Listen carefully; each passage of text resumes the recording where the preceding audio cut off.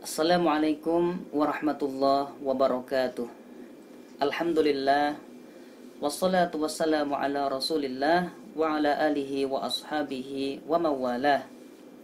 Sahabat muslim, para kekasih baginda Rasulullah sallallahu alaihi wasallam. Bersyukur kita kepada Allah, kita diberikan kesempatan untuk bertemu dengan bulan Ramadan tahun ini. Memang Ramadan tahun ini agak berbeda. Kita semuanya melaksanakan aktivitas di rumah saja, stay at home, ibadah dari rumah, bekerja dari rumah. Tapi jangan sampai kita ketinggalan mendapatkan keberkahan bulan Ramadan. Bulan Ramadan tetap adalah bulan yang penuh dengan berkah, dipenuhi dengan kemuliaan.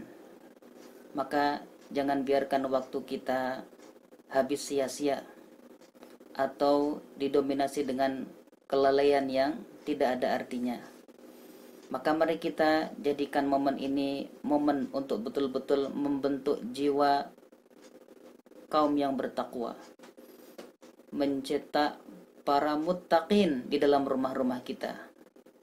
Maka ada 3 amalan yang harus kita betul-betul serius untuk melaksanakannya pada hari-hari selama Ramadan ini. Yang pertama, mari kita selalu jaga dan tingkatkan kualitas puasa kita.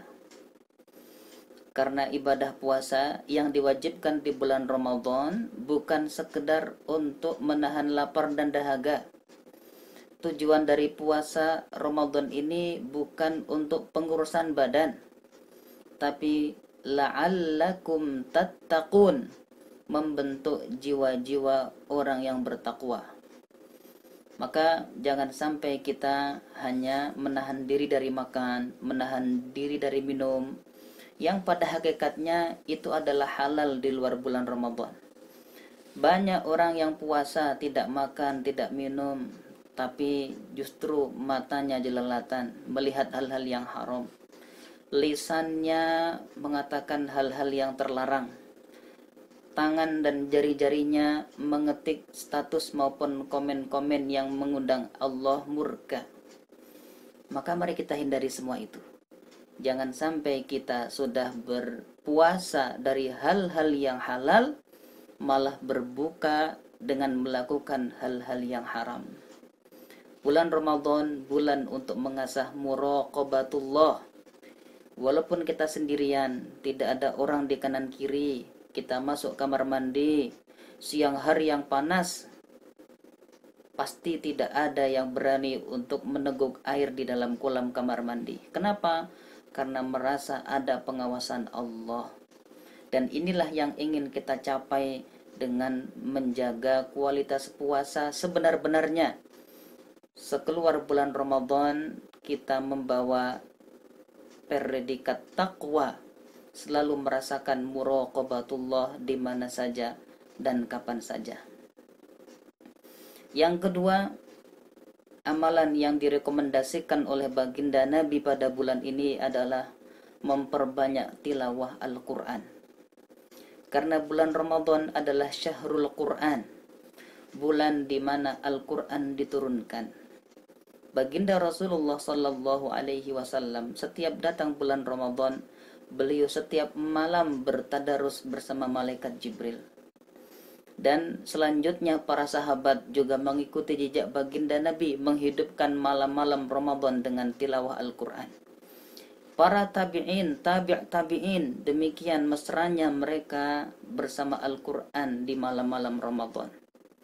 Imam Malik rahimahullah, apabila sudah masuk bulan Ramadan, beliau fokus bersama Al-Quran.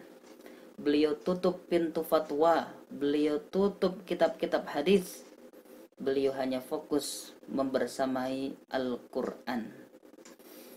Apalagi di dalam hadis yang diriwayatkan oleh Al-Imam Ahmad dalam sunannya, baginda Nabi sallallahu alaihi wasallam bersabda, "As-siyamu wal Qur'anu yashfa'ani lil 'abdi yaumal qiyamah."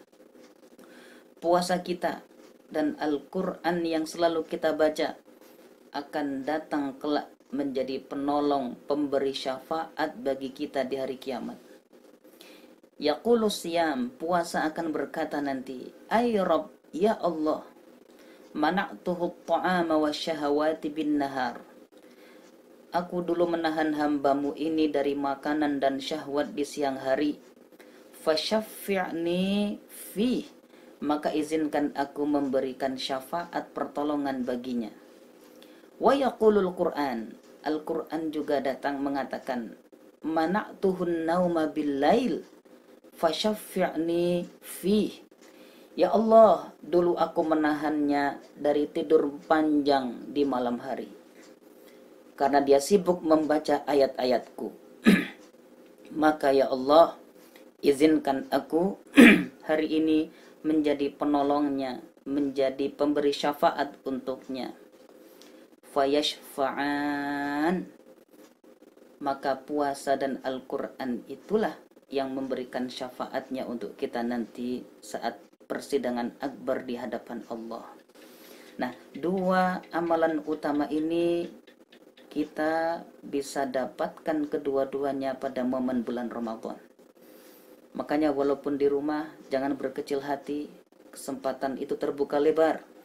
Bahkan dengan kita di rumah, Nabi Shallallahu Alaihi Wasallam memberikan satu kabar gembira dalam hadis yang diriwayatkan oleh Imam Al-Bukhari dari Sayyidah Aisyah, istri baginda Rasulullah Shallallahu Alaihi Wasallam, yang di situ potongan hadisnya beliau mengatakan, falaisa min ahadin yaqa'u ta'un fayamkuthu fi baladihi sabiran muhtasiban ya'lamu annahu la yusibuhu illa ma kataballahu lah illa kana lahu mislu ajri syahid. Tidaklah seorang mukmin yang menghadapi masa-masa wabah semacam hari ini, kemudian dia stay at home, berada di tempat tinggalnya, di daerahnya, tidak pergi kemana-mana, setia berada di tempat domisilinya atau di rumahnya, sobiron, dengan penuh kesabaran, tidak berkeluh kesah, muhtasiban, sepenuhnya mengharap pahala dari Allah Subhanahu wa ta'ala, diiringi dengan keyakinan bahwa tidak akan menimpanya kecuali apa yang sudah Allah takdirkan untuknya, kecuali pasti akan Allah berikan kepadanya pahala seperti orang mati syahid. Dia tetap di rumah, tidak keluar untuk menghindari penularan, baik menulari ataupun ditulari. Allah berikan pahala seperti orang mati syahid walaupun dia masih hidup. Maka mari terus kita berbaik sangka kepada Allah. Walaupun Ramadan datang dalam kondisi yang tidak biasa, Allah tidak pernah menyia-nyiakan amal dan ibadah kita semua.